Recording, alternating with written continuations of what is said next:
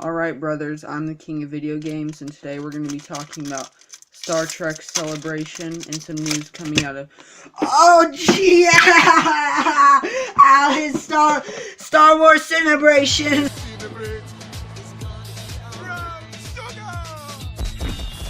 No, no. I'm sorry, it's Star Wars Celebration. We're going to be talking about that and some news coming out of Disney Plus this past week. So let's just get right into it. First, we have this, and we have that, and we have this and that, and that's why that's the news. That card and this one. Bye, brothers. So yeah, I was just beaten by vicious Star Wars fans for confusing Star Wars with Star Trek, but we actually do have some news from Disney's Investor Day about Disney Plus and from Star Wars Celebration in Chicago. But before both of those things happened, there were some other minor news, such as an announcement of Disney's animated Monsters Inc. series Monsters at Work, announcements for non-fiction Disney Plus shows, such as a behind-the-scenes show for Marvel, 2 of them, and a new trailer was released for Jon Favreau's live-action Lion King movie. But that's all the news we had before the service presentation. But here's some news we did get from it about Disney Plus. I won't get too much into logistics of it, but it's really an amazing service. But here I'm really just interested only in the Nerdo Media series and such. But it launches on November 12th for $6.99 a month, or $70 a year, which the monthly price for that would be $5.83. They revealed the layout of the streaming service, which in turn revealed the logo of Falcon and Winter Soldier, as well as the Mandalorian. Then they revealed from National Geographic The World According to Jeff Goldblum, where Jeff explains the story behind everyday objects and concepts. Then they announced the Vision Scarlet Witch series, which will be called WandaVision, and Elizabeth Olsen has said that it will be set in the 1950s, leading me to believe that it will take some notes from the comics, such as House of M, to create or alter a universe, or make one in Scarlet Witch's mind, so they can set it in the 1950s and bring back Vision. Then they announced the animated Marvel What If series, and the first episode will be what if Peggy Carter had been Captain America instead of Steve Rogers, but it will also feature Steve Rogers as a prototype version of Iron Man with a suit from Howard Stark. And then The Mandalorian was confirmed for day 1 of the service for the first episodes, and now we think it's going to be 2 episodes, but we're not sure how the rest will be released. Alan Tudyk was confirmed to be in the Cassian Andor series as K2SO. Then they announced Star Wars behind-the-scenes shows for Disney Plus. And that's pretty much all the news we got, but I just want to note that Jon Favreau came out twice for The Lion King and The Mandalorian, and he was quite a legend. But then was Star Wars Celebration, and beginning with the preview day, which didn't really have much news except for a mural, which represented all of Star Wars. But then the next day was the big day for news of Star Wars Celebration, featuring the Episode 9 panel, hosted by Stephen Colbert. They brought out J.J. Abrams, Kathleen Kennedy, and a lot of the cast members for the movie. They talked about not replacing Carrie Fisher, that the movie will have a time jump, which we believe to be about 1 year, and how it will be an adventure that all the characters go on together. Anthony Daniels announced his memoir about his life in Star Wars, which was originally going to be titled Telling the Odds, but was changed to IMC-3PO The Inside Story. Naomi Ackie revealed the character she is playing named Jana. They revealed a new droid called Dio to accompany BB-8. And then these photographs you're seeing on screen are of Episode 9, all new from the panel. So, onto the trailer, and I leave a link in the description if you want to see it, if you haven't seen it or if you want to see it again. It starts out with Rey, out of breath, on a desert planet, which could possibly be Jakku or Tatooine, or possibly a new planet, which is similar to Finn in the beginning of the Force Awakens teaser. Then a TIE fighter attacks her, which is presumably Kylo Ren, but it could just be her training and the footage is cut with the footage from a different scene, because she isn't being fired on, which would be the easiest way to take her out if that's what whoever's flying the ship is trying to do. Then Rey uses some sweet force flip skills with Luke's repaired blue lightsaber, and then the text shows across the screen, "Every generation has a legend," which is a line directly from the Phantom Menace's first teaser trailer, and is probably there to respect the Phantom Menace's 20th anniversary this year. It shows Kylo Ren fighting in the forest against what looks like a Knight of Ren, possibly, but then it shows a bunch of different scenes. One that looks like a ship coming down on Coruscant, and then another ship going down another planet, which could possibly be the one that dropped Rey off on Jakku, because it looks like a similar model. We then see Lando back on the Millennium Falcon, Leia hugging Rey, and then Kylo's rebuilt helmet. Then Leia presumably is holding Han's ceremony medal from A New Hope. And just the inclusion of this in the movie, I hope they pay some respect and give it to Chewbacca by the end of it. The characters are shown looking down at the remains of what looks like the second Death Star, reminiscent of Seven Samurai. And then throughout the entire trailer, we get lines from Luke Skywalker, and he says, "We have passed on everything we learned." That pretty much confirms that there's going to be other Force ghosts around him whenever he says that and teaching Rey. At the end of the teaser, he says, "No one's ever really gone." Then we hear the Emperor laugh, and Ian McDiarmid came out on the celebration stage and said, "Roll it again," and they played the trailer another time. Then we hear the title reveal, Star Wars: The Rise of Skywalker.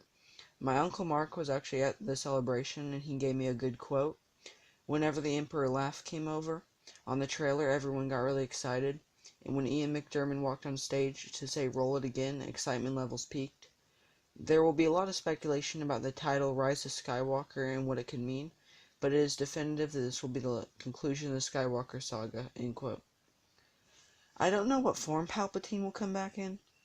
Many other people have and will speculate on that, but I'm pretty sure he'll be the main villain.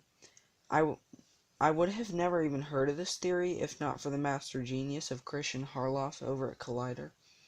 He's always been speculating on Palpatine's return before Episode 9, and now it's come true. People doubted him, saying things such as, "I'd like to see the fan fiction going on in Harloff's head."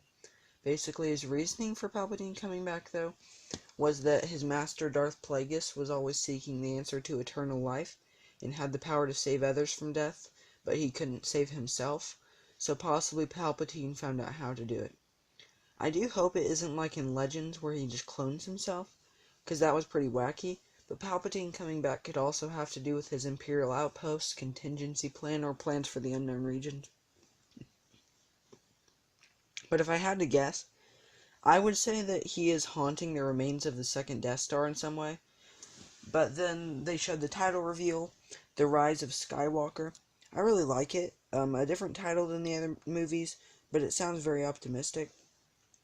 I've seen lots of speculation, and I'm pretty sure that it refers to Rey, but not in relation to her being a Skywalker, just that she might take up the name in spirit.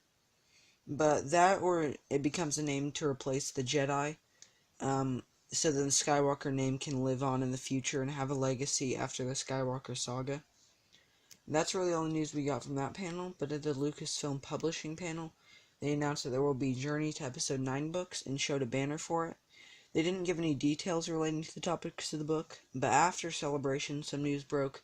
There will be a novel called Resistance Reborn, a young adult novel called Force Collector, and Marvel Comics series titled Allegiance. I'll put a link in the description for the announcement. At the Galaxy's Edge panel for the new land at Disneyland and World, they revealed some new shops that we haven't seen, such as the Imperial Outpost and Street Market. I might have misheard, but when they were talking about Smuggler's Run, the Millennium Falcon ride, they pointed at it and people were supposed to say Millennium Falcon, but it sounded like someone shouted the N-word, and the host, Josh Gad, said he was very angry. So I might have completely misheard, but if that was the case, it might have some precedent, as a cast member at the panel for the movie Green Book and got a lot of backlash last year for using the N-word on a panel. But that was a panel member, not an audience member. You guys can go back and check, but I don't think anyone watches those. I don't think anyone watches these videos. But they talked about why they made a new planet for the park instead of going to an existing one like Tatooine. And that's because a new planet would represent you more than any character that it represented in the movies. And they showed some in that showed that in the universe there's Coca-Cola branded in Arabesh, and it had a neat design, but it's kind of selling out. Through the Disney Play app and the Play Disney app at the park, you can hack droids and terminals, translate signs, listen to First Order and Resistance signals, and participate in park-wide game fighting over the outpost. So Frank Oz was then announced as a voice role for the park, possibly as Yoda, and he would have to be a Force Ghost for this timeline because it takes place after Episode 8, so if he appears as Yoda, he'd have to be a Force Ghost. But sorry, no gaming videos this week, but just kidding, we got Jedi Fallen Order. When they had a panel for the upcoming game, Star Wars Jedi Fallen Order, they mentioned that it would be an action melee game with thoughtful combat and no microtransactions. The game looks a bit like a spiritual successor to The Force Unleashed. The main character of the game is Cal. He is Jedi Padawan in hiding. He has 3 rules for survival. Don't stand out, accept the past, and trust no one. His mentor will be Sair, a former Jedi Knight. The main villain is going to be the Inquisitor, the Second Sister, along with an army of Purge troopers. You'll have a droid assistant in the game, BD-1, with sounds made by Ben Burtt, Star Wars sound designer for many things Star Wars. They also announced an art book for the game, which will have some good art reveals. The game will be released on November 15th, 2019 for Xbox One, PS4, and PC. Next was the Marvel Comics Star Wars panel. They announced that Greg Pak and Phil Noto will be taking over creation on the main Star Wars comic. A limited series called Target Vader was announced, focusing on the character of Belliard Valance from Robbie Thompson and Mark Lemming. Valance was a bounty hunter and former stormtrooper in the classic Legends Star Wars Marvel comics. He hated droids and fought against Luke Skywalker, who he thought was a droid lover, but then he teamed up with him to fight Darth Vader. Hype! We making history. First live-action Star Wars TV series right now. Next was the big panel of The Mandalorian. They talk about how when the Mandalorian is bringing order to the galaxy, like being an old Western gunslinger or samurai, the show will focus to unite all eras of Star Wars. They showed some character pictures, which I'm putting on screen. They revealed Gina Carano's character of Cara Dune, an ex-rebel shock trooper, as well as a character that Carl Weathers is going to play, called Grief Karga, who runs a bounty hunter guild.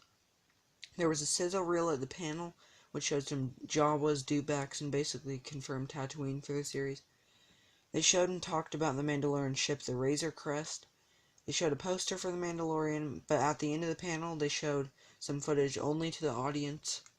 And then they showed Forlom, an IG droid, IG-11 fighting, roasting co-waking monkey lizards, Werner Herzog as an Imperial on the run with stormtroopers, and Bill Burr, the comedian, is the show.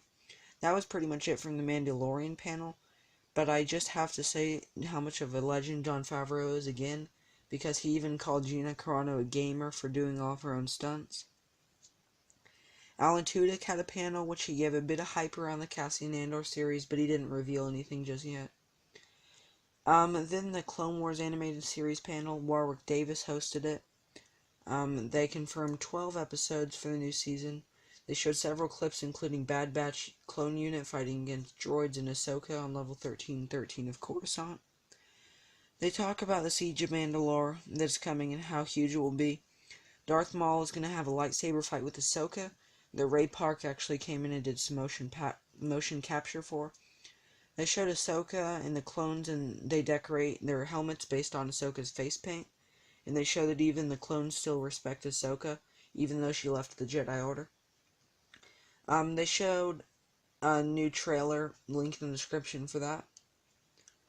Then Del Rey's publishing panel came. They announced a secret project called Project Luminous, coming in 2020 with Claudia Gray, Daniel Jose Older, Charles Soule, Justina Ireland, and Cavan Scott. I believe it's a project connected with the 40th anniversary of Empire Strikes Back in 2020, possibly a collection of stories like From a Certain Point of View. Luminous even references Yoda's Luminous Beings quote from Empire. Then was the panel for Star Wars Resistance. We got the poster for Season 2. They showed the full first episode to the audience at Celebration, but we didn't get to see it on live stream. But it picks up right after the last season. Tam is becoming a First Order pilot. In the episode, there's some zero-gravity action and a ball droid fight.